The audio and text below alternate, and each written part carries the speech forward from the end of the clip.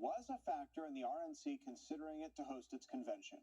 The city was chosen in a unanimous vote. The convention is expected to be held in July or August of 2024. This is a rate of 62%.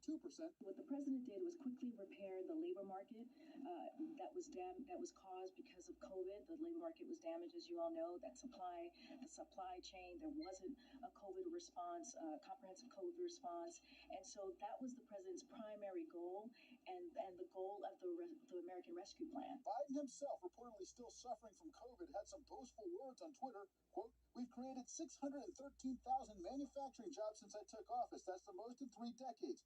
Making in America is coming back. And with the investments in the Inflation Reduction Act, we're going to supercharge our recovery." And then there were questions as to whether the jobs numbers would impede a drop in inflation. When it comes to inflation, again, the president has a plan. He's going to continue to do his part on reducing costs for families. And while we see there is some evidence that people are working, the chief economist at Euro Pacific Capital, a Connecticut-based group that guides investors in the global economy, wanted to express his doubts about the report, tweeting, "There was a net loss of full-time jobs in July. All of the net 528,000 jobs added were part-time jobs, most of them low-paying service sector jobs. Since the number of people in the workforce keeps falling, these part-time jobs went to people who already had at least one other job." Now, we spoke with one employer, England Cattle Co., a beef producer in Mercedes, Texas, about whether their business is hiring more people. We're labor full right now, but I stay that way. I'm fortunate that I've had most all of my employees. I've been there 4 years. We hire seasonal help. Now, England tells us he's not paying attention to unemployment statistics because he still thinks we have a labor shortage that's not being reported on, and he cites all those now hiring signs that you see seemingly everywhere you look, everywhere. There is plenty of work out there, but we are short of people wanting work.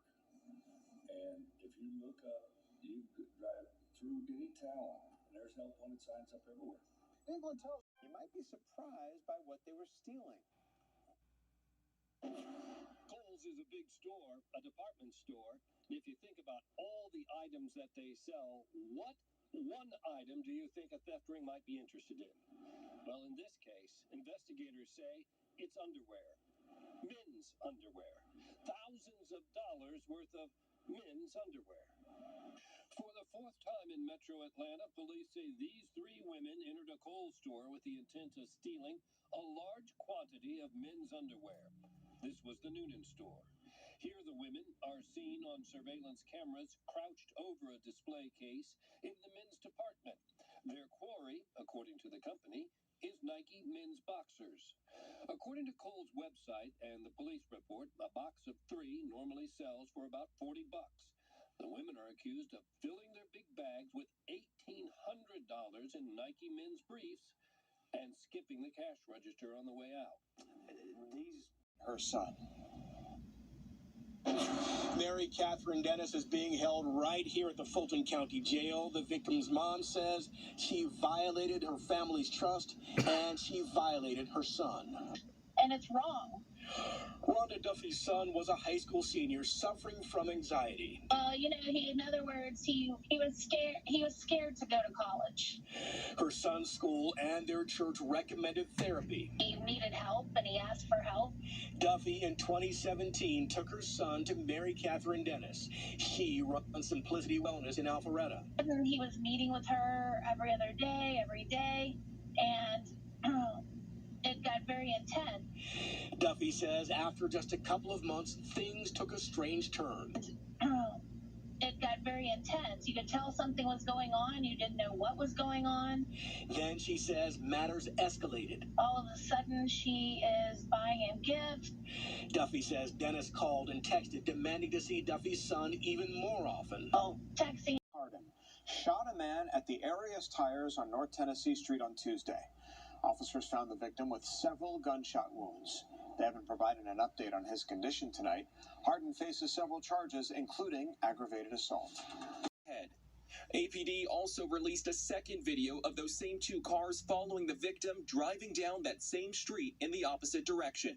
Here's another look. It's a screen grab from those video clips. The dark-colored Kia Cadenza is the primary suspect vehicle they are searching for right now. Police say the other car, the white Kia K5 or Optima, is also a vehicle of interest. If you know anything about the shooting, you can leave an anonymous tip with Crime Stoppers. APD says you do not have to give any identifying information to be eligible for a reward of up to $2,000. From the Live Desk. Other cars, even splitting one in half. The car burst into flames and crashed into a pole. The driver, who troopers believe caused the crash, is expected to survive.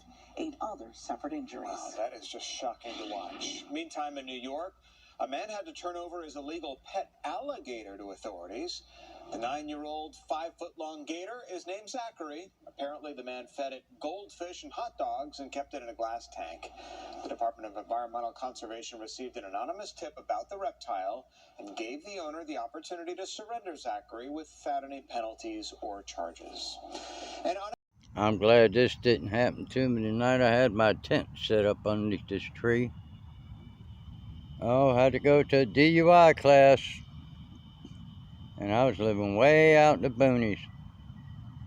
Had to come into town to do it. Do you see what that sign says?